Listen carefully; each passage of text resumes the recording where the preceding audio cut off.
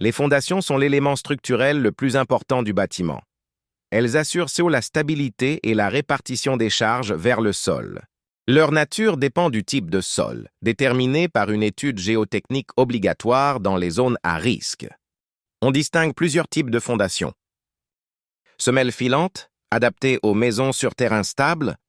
Radier général, dalle béton armée sur toute la surface, utilisée sur sols instables. Fondation profonde, pieux, micro-pieux, pour les terrains non porteurs. Avant de couler le béton, on installe le coffrage, puis le ferraillage selon les plans de l'ingénieur structure. Il est impératif de respecter les normes DTU, documents techniques unifiés, et d'éviter les erreurs fréquentes comme ferraillage mal positionné, hauteur de béton insuffisante, absence de cale d'enrobage. Une fois le béton coulé, on le vibre pour chasser l'air et améliorer la compacité. Le temps de séchage ou prise est d'au minimum 7 jours, mais idéalement 21 à 28 jours pour atteindre la résistance nominale. À la fin, un contrôle visuel ou par huissier peut être réalisé avant d'enchaîner sur la dalle. Une fois les fondations réalisées, on coule la dalle de compression, qui forme le sol du rez-de-chaussée.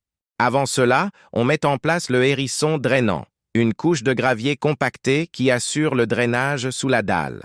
Ensuite, on installe un film polyane pour l'étanchéité, le treillis soudé pour armer le béton, les gaines techniques pour l'électricité et la plomberie. La dalle peut être pleine, coulée sur place, sur vide sanitaire avec des ourdis béton ou polystyrène, sur sous-sol, dans les maisons avec cave, le béton est tiré à la règle, puis éventuellement lissé à la taloche mécanique, hélicoptère. Après séchage, un ragréage peut être effectué si la surface n'est pas parfaitement plane. Cette dalle est la base du reste de la maison.